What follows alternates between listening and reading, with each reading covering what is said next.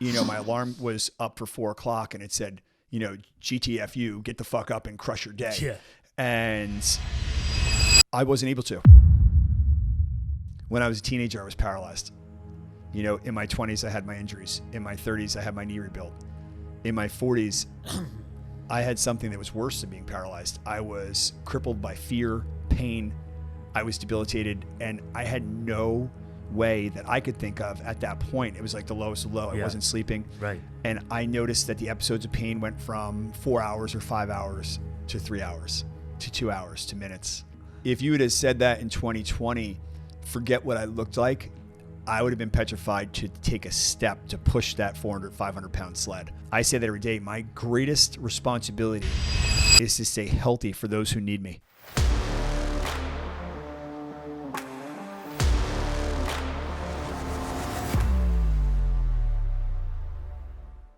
Hey guys, welcome back to Tough Love with Dr. John O'Connor. Today we're going to be talking about regaining your superpower. I'm so excited to have my main man back from his wedding and honeymoon. Matt, welcome back. Good to be Congratulations. back. Thank you. Let's get after it. Awesome. So Doc, pre-gaming this podcast got me super hyped, super pumped, just talking about, our childhood with Marvel superheroes. So we're going to dive deep. Let's go right in. When you were at your lowest before Tough Love even came about, beyond you were paralyzed, when you broke your back, very hurt down in the dumps, your comeback came. What made you dig deep and really figure out what your inner superpower was? You know what? That moment when, during that time, I think everybody's social media searching time probably 5x'd because we were all stuck home. And I started looking and researching and trying to find ways to get this kryptonite off my back, right? I had always felt like Superman with my strength and my athleticism and my energy. I joke around and would always say to my friends and family that I was Peter Pan, that I was never aging. And I felt like both of them were stripped at once. Yeah. And when I started staring at one of the Instagram feeds that was coming up in Facebook, I kept seeing pulsed electromagnetic field therapy. I started reading on it. And then simultaneously, I started getting into some books and some big wellness gurus that are, some of the top anti-aging, superhuman protocol people preaching about PEMF. And that's pulsed electromagnetic field therapy. I immediately purchased a machine and I was moving, but I was reluctantly moving. I was training, but I was petrified. I was scared. And I needed to change my routines because what my routine was before was, my alarm was up for 4:00 and it said, GTFU, get the fuck up and crush your day. Yeah. And I wasn't able to.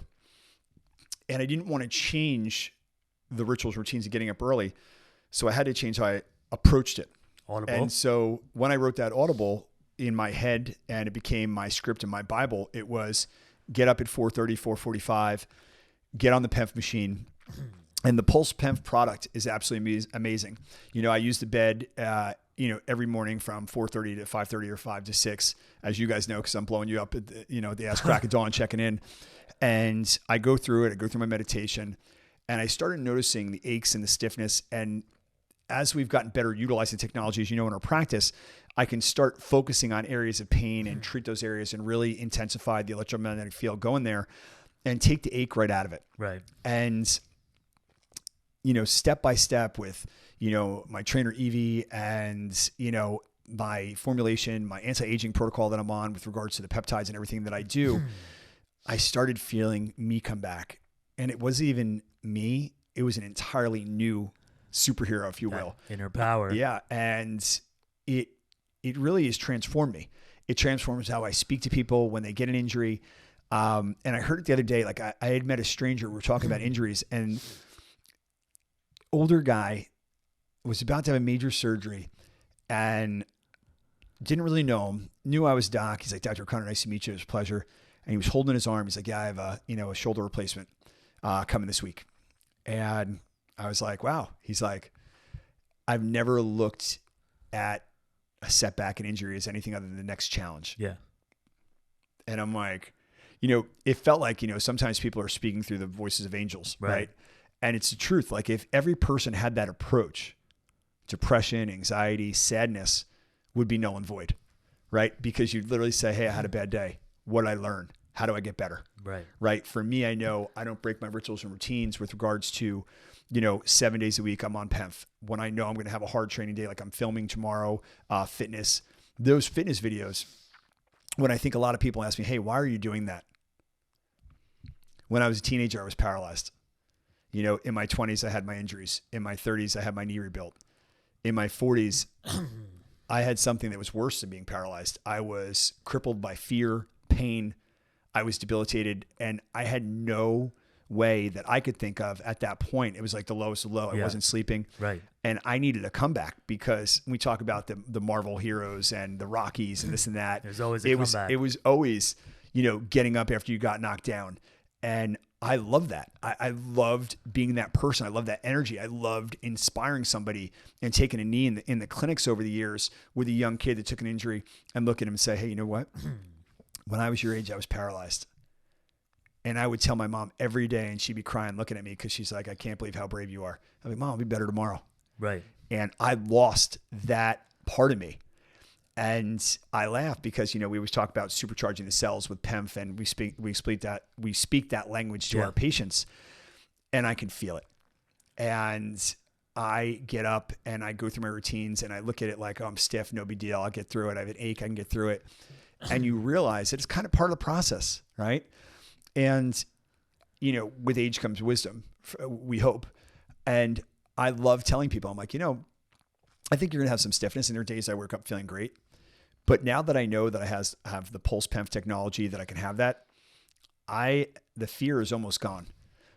I get to the gym, I go through my routines, and I'm getting after it. And those fitness videos that I put out there, and I think one of the things that I want to do, and I was telling my social media team, is really stress the story of the pain. And I want to even start sharing those pictures when I was 180 something pounds. And the scary thing is, like, now I'm ridiculously lean and I'm in a different fit level, but I was fit then. I was on the basketball court 20 hours a week. I was working out. People say, how many days a week do you work out? I'd start laughing at them. I said, days per week or times per day? If there were 8, it'd be 8. Yeah. And it would be 2 or 3 times per day. Yeah. And I just kind of always thought it would be that way. And I think that whether you apply that to life, business, a hobby like golf or anything like that, we have to be able to pivot, and we have to know that there's always an opportunity. How many times we have patients calling and we turn into the Alamo, the last resort, and they get the dark news from a surgeon that they're like, you're never going to run again. You're never going to do this. And we just had it today. Yeah. And, I always say, I'm like, hey, look, you can always do surgery. Make that your last resort. And the surgeons that I refer to on a regular basis, they lead with that. Right. And they earned my respect and trust. Yeah. They're like, hey, listen, see us after you tried everything. If something helps you, God bless you, stay there and stay in that space because you found your superpower. Yeah. And so for me, I think sharing that story and that conviction, much like we were saying earlier today, I love the victorious testimonials. I love that we sent it out to the social media crew today. We had 30 testimonials. They say, hey, we can only do 20. That's so much filming. Yeah. But when you really think about it, that's 30 people's lives. And then by average, if there's 4 people in their immediate family plus there, that's hundreds of people that we gave a human that's near and dear to them that they love. Yeah. We gave their life back. And we're almost just there. They're the ones putting in the time, putting in the effort to get treated, to get better. That's on them. Yeah, 100%. And that's a huge win. So I have to say, from my darkest hour, turning the power back on for me was definitely the Pulse PEMF technology. I'm so excited to be involved with their company, as you know. I tell all the practitioners, I'm like, hey guys, when we're coaching or they're asking a lot of the younger guys, I'm like, you need to have, some secret weapons up your sleeve that you can really be able to say, hey, listen, there's a reason why this superhuman protocol and all these massive social influencers are going there, and you're seeing all these anti-aging centers pop up because they know it works. Right. Right. And maybe like yesterday being with that, the cannabinoid or CBD company, it was amazing, controlling inflammation, feeding your body the right things, hydrating, training, and staying strong. You're going to have aches and pains. Find me a pro athlete. If there weren't aches and pains, the NFL wouldn't fine their players for not showing up for recovery during the week. Yeah. And these people make millions of dollars to go out there and be the best athletes in the Why world. it's mandatory, Right? And guys like LeBron James spending $2.53 million a year on just recovery. That's everything in and of itself. And with the science, Doc, it's not of, everyone always asks, it's not if it works, it's a when it works, depending on the onset injury. It takes time. Back when you originally got the PEMF unit started, a lot of people see you as the same version of yourself. You're a different version of you, right?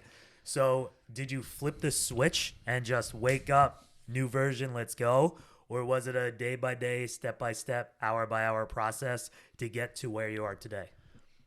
Fantastic question. It was a process. When, and any of us, right? I tell my patients this all the time, and so many people are fighting battles that you don't know. I think people were so used to me being their rock or somebody they can call when they're having a bad day. And even when I was having the worst day, I would fake it and I would be their rock. Right. I would tell you that I was definitely at first skeptical, but I noticed that the episodes of pain went from 4 hours or 5 hours to 3 hours to 2 hours to minutes. And when I was bending and moving and twisting and performing, and now sometimes I look and we saw the ad for Bunker Games, and I didn't realize that was me. What? I was in the locker room today, and I noticed, and I'm like, I took a double take. I'm like, wait a sec, they paying him for that? Yeah, and I chuckled because I was like, yo, that dude's like jacked. He's moving. I go, oh, wait a minute, I don't do Bunker Games. Well, that's me. And if you would have said that in 2020, forget what I looked like, I would have been petrified to take a step to push that 400, 500-pound sled. Right. And now I'm back to the mindset of why not? Do I move safe? Do I think about it? Do I warm up different? Do I cool down different? Yeah. We launched this podcast, Tough Love, about For a reason.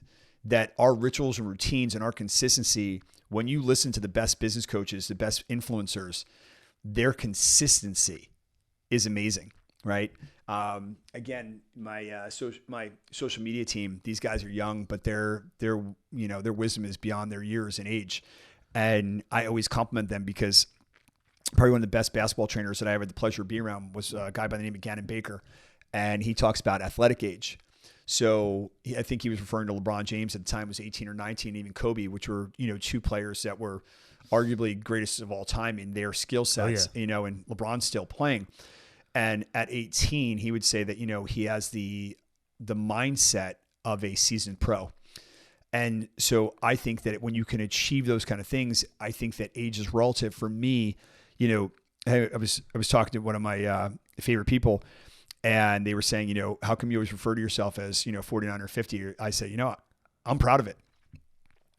When I get out there and I get loose and I start moving and I'm on that gym floor, I'm bringing attention in. I know how hard I work to be there, and more importantly, to stay healthy. Right. I say that every day. My greatest responsibility is to stay healthy for those who need me.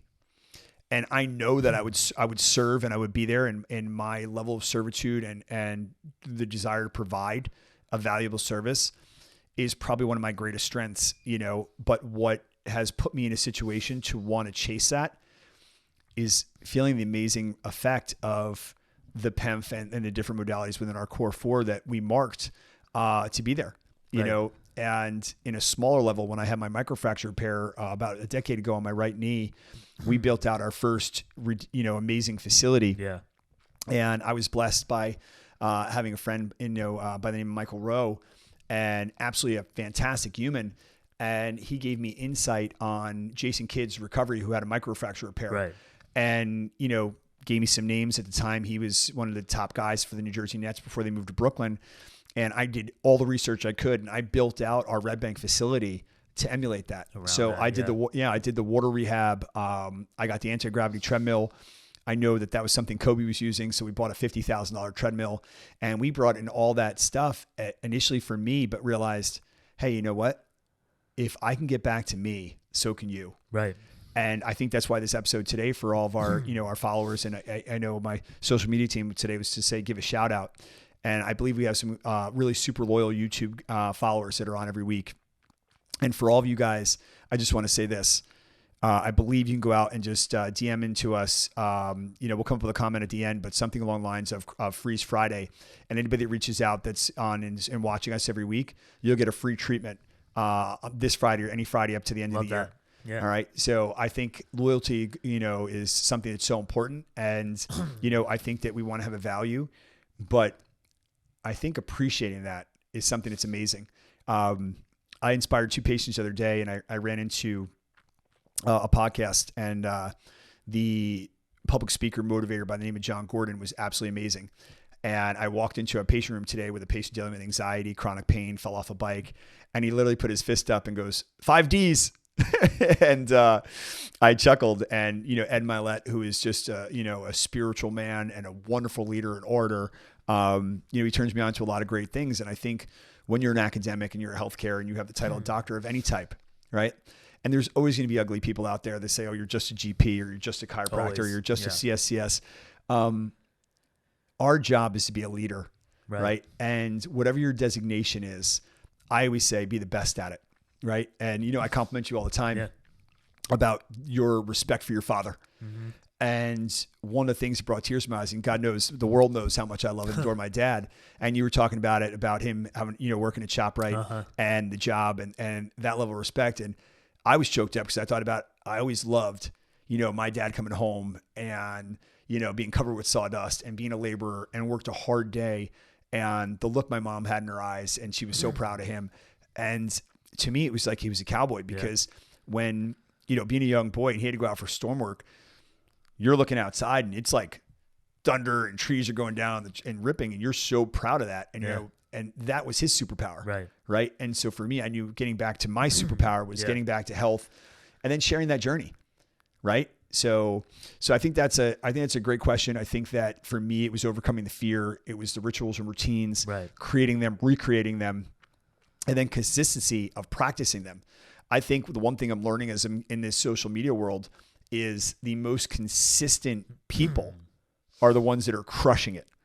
And sometimes they're funny because they're rhetorical. They'll put it out there like, and they'll say, so you're still annoyed watching me because you're not doing anything about, well, I could do that too, but you haven't started yet. Being judgmental, right? And that's it. And, you're a critic instead of a person that's a follower and a disciple, and you're following it. And everybody's fitness level is going to be different. Absolutely. But no one's ever going to, sit there and throw salt at somebody that's doing the work, regardless of their size, shape, color, or otherwise. No, not at all. And Doc, fueling off of that, what advice would you give any of our listeners, viewers on YouTube, listeners just to the podcast in general, when they're down for the day? They just lose the day. Losses happen, right? What advice would you give them about how to dig deep and find that one superpower to get them back and win the next day? That's a great question. What I do in those situations is I notice, and I had that day when I really didn't want to bother you yet. On Monday, I said, I'll leave you alone. Yeah. And then Tuesday morning at like 4:30 in the morning, I blew you up because you were just getting back from your honeymoon. We were ready. There's always going to be stuff in business for us. It's insurance companies are the ruination of healthcare. Right. And we had a shift with going in network, out of network, whatever it was. And during that, the administrative process, there were some hiccups and there was a massive shift, and it affected everything. And you're moving money and you're trying to figure out how to stay positive, but all of a sudden you're not making payroll, this and that. And it's real. Yeah. And people see and think every doctor is rich, but the reality is it's a business, and the business of healthcare. So immediately I went to like the Alex Hormozy approach, where I said, you know what, let me reach out to people and let me not ask people how they're feeling, this and that, but ask how they're doing, and ask about them first. And, what I realized by just practicing that was medicine. That was as valuable as anything that I could do to make myself feel like, okay, you know what? So you're not on a win streak right now. But all those people, somebody just had back surgery, checking in. A friend reminded me that he was in a back surgery. When you have surgery, you don't sleep. You're hovering. You're in a different mental state. Right. Hit him at 6 a.m., smiley emoji. Yo, bro, thanks for checking in. I'm doing good. And I reached out to, I don't even know. I felt bad because I think I blew up about 100 people between 5 a.m. and 6:30.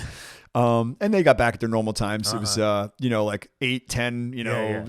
noon time, Our 8 lunchtime. o'clock at night, And I would say that, like, for me, it's getting back to the basics, and making someone feel better has always been my best medicine to healing my soul and giving my soul the fire back. Because a lot of times when you hear people are depressed, they feel lifeless. They feel like they're lost of their why. They're the only ones in the world. That's it. It's funny. You asked me that on the motivation and spiritual thing. And when I was prepping today for today's podcast, I thought about something, and I don't know if I'm going to get this out without busting a tear out, but I love me some Eric Thomas, right? And my son knows I'll send him, E.T. or Ray Lewis or Inky Johnson. I just read UOU. Yeah. And, probably one of his biggest things that put him on the map was, you got to do it as bad as you want to breathe. Yeah. And with my father battling emphysema, and he had a really, really rough patch a couple weeks ago, I realized that sentence sounded good, and it was grimy to me. Like, it had this powerful thing, but it didn't mean anything. Yeah. But as I look at my first superhero, and that's my father, and I can hear in his voice, and he's always been a stoic, prideful man. And he's just getting through his day, and he's battling it out, and he doesn't complain, and he doesn't show any fear. He's not scared. Now, when you say as bad as you want to breathe, I get it. I never really got it before. Because if my dad had one wish, he would just want to be able to breathe like anybody else. Right. And I can't give that to him. I can just be around him to support him. And again, as a wingman, as a support guy, I always tell people, I'm like, hey, I might be the boss, but my job, what I want to do is be the best helper. And I might be a little intense, and I have that stoic nature. So I know I'm scaring one of our young physical therapists right now. I was like, hey, listen, you think I'm intense, but I literally just told you, make sure you eat lunch, make sure you're drinking water, this and that. But it may sound like I'm barking, but that's just the nature of me. Yeah. But know that that's me caring and really wanting to make sure that all my team and everybody around me, we're taken care of. It's all working as a team. If That's one it. teammate's down, the others pick Gotta them step up. up. Going back to Eric Thomas, how his wife got diagnosed with MS. She was a full-time nurse, loved it, couldn't work anymore. Down in the dumps, what does he do? Travel every single day all over the country, preaching, speaking to underprivileged kids, juveniles, pump them up, get them ready for life. And I feel the biggest message that you can give our listeners, Doc, is what would you tell them if they know someone who's down in the dumps, how to handle that situation? What do they say to that person? What's their gesture? How do they handle that situation? I think when you touched this earlier, it's a testimony. And you have to relate to them because they'll see you in your nice gear, your clothes, or your fitness, your body, and you got to show them the realness. You got to let them know, like, ET always goes to, I ate out of garbage cans. I slept outside. Yeah. I slept in abandoned buildings.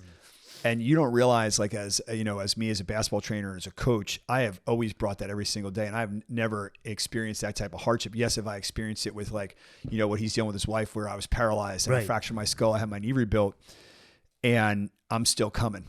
Yeah. Right. And I feel like when you can inspire them, say, until my last breath, I'm coming. Yeah. And I think, it's like, I think that's what they got to feel, And when you can drive that home where they can feel that, like their arm hair goes up and you're like, I'll fight for that. Yeah. And I'll say in that moment, no, you got to fight for you. And just know, like, I'm a phone call away. I'm a text away. Right. I'm a visit away. And regardless, that's where that healing power comes from. And I think you have to drive that home. And I think when you live that testimony and you bring it every single day, and there's always going to be darkness in everybody's lives. Absolutely. Right. Every decade, somebody's closer to dying. Every decade, your life is changing. We're aging. What we used to do, we can't do. And you have to celebrate what you can do. And I think too many people get caught thinking about what they used to be, what they used to do, what they used to make. Currently can't do. And what they can't do, as opposed to celebrating what they can. Absolutely. And so again, it's, it's testimonies, and I think that, that's one thing that speaking group does amazing. Yeah. And I would say that, like, more people have to listen to that. Right. More people have to hear that pain and understand they used pain as, it wasn't a loss. It was education. And even when, somebody's wife or significant other or family member gets sick, it's, how can I help somebody else to tell them don't pick up a cigarette, or, hey, you know what? MS isn't a death sentence. Right. You know, you can do this and that. Put you know, that nutrition. alcohol down. Yeah. Let's help you. We can get better. Yeah. You have a roof over your head. You'll be okay. That's it. And I think that when you can do that and then share some realness, then you have their attention. And that's always been something that's always been my, you know, secret sauce, if you will, when I'm speaking to patients and like, you what? You did what? And I remember watching Roadhouse on a rerun, and Patrick Swayze was getting stitched up in the hospital. I was like, I think I can go toe to toe with him when he had his surgery card. I was like, I don't know if I feel good about that or not, but I think it's a super important part of me to share that, like, hey, you know what? You get one life. You get, you know, and I always say this, and it's probably kind of like, you know, I always hear Ed Milet when you say like that, you know, I'm going to plug my book 150 times, but it's the truth. You get one life. And I don't think any of the younger population thinks about that unless it's something's really hit them hard when they're young, and they take for granted what that means. But when you realize you get one time around this planet and you want to live every day like you're in the, you know, game 7 of the world championship, and you're up at the plate, you're going for the fences. You're doing whatever you can do to bring home the pennant. And I think when you take that approach, you're in a way better situation. So I hope that's something the viewers can get their head around. I know talking about it, it was amazing. I made through that stretch of time without breaking down. Yeah. But I think that that's important. And I think when people are offering advice and they know someone's going through a dark time, help them. Share something you went through. And when you find that commonality, I think that's when the medicine is really the best form. Send them a text, buy them a coffee, say, this one's on me. Hope you have a better day. And that's the benefit of working beside you in healthcare, Doc. Everyone sees the outside of us, right? We all have bad days too, but working alongside you in the healthcare setting, our biggest message is we're here for you. You'll be okay. You have a bad day physically, mentally. It's all right. There's a million other days. You'll live, you move on. But I'm amped up after this, Doc. This gets me ready to win the week, win the month, win the year. Awesome. Listen, thank you so much. I think today's podcast was really about regaining your superpower, the power for us, the power of PEMF technology, pulse electromagnetic field technology. I'm thankful that, you know, Pulse PEMF is a company that supports us in everything we do. We make it a point to get it out there on social media. I know that I plague the world, you know, with the 430 Club. I think I see Mark Wahlberg post and then my stuff goes out right behind his. And I think that the importance of being up early in your rituals, routines, and showing people that it's out there, and just telling people, hey, it's just not me. That's why I make sure I tag these people that are out there, so you see, you're like, wow, this isn't hocus pocus. Like, this is real technology. We're not just talking about it. Yeah, people are living it and doing it and experiences and having these great transformations. And I thank God every day, and I'm grateful every day, and take a knee to say, thank God I found it. Thank God it helped me. And, you know, if we can turn it on to other people, then I hope they have that same experience. But anyway, thank you so much for joining us today. Guys, if you enjoyed this podcast, please follow us on any of our platforms. Today was an amazing podcast, I feel. And if you feel so too, please share it. And we look forward to seeing you guys again. God bless.